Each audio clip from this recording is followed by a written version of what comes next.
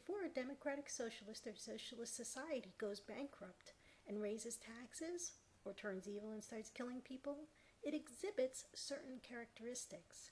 That is because socialism has side effects. One of those side effects is that unless you are an intellectual, it becomes about who you know, not as much about what you know, which is contrary to the intellectuals' supporting arguments. If you know the right people and are liked, you live a cushy life.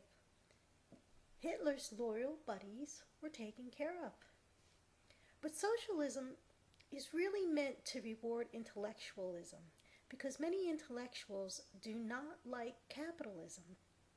One of the reasons intellectuals don't like capitalism is because in a capitalist society, you can have zero education and become filthy rich with just an idea. You can become richer than intellectuals who worked hard to get where they are, and this makes intellectuals really angry. In a socialist society, it's supposed to be that if you are not brilliant, you will never do very well. You will only be achieving the minimum until the country goes broke. When that country goes broke, those less brainy or less fortunate will have even less. Those who are buddy-buddy and the intellectuals will probably hide their money and run when the time comes, just like what happened recently in France when taxes went up yet again. The wealthier left the country. Here in the United States, the land of opportunity, we have people who come from nothing, with no education, or from the middle class, or from all different beginnings, who can become super wealthy with just a great idea. That doesn't happen in socialist countries, and there is a reason why.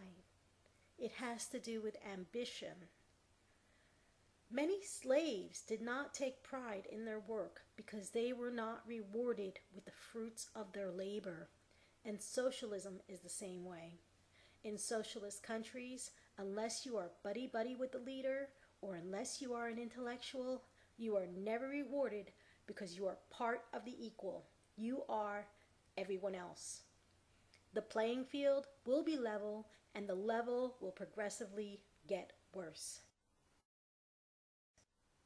Here is a true story about an economics professor who failed an entire class because the students agreed to an experiment.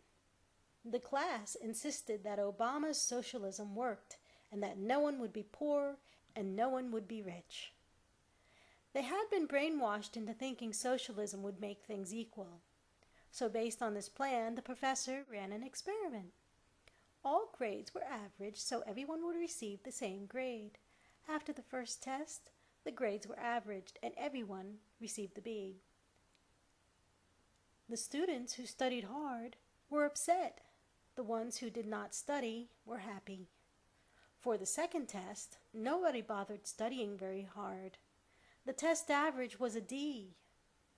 No one was happy.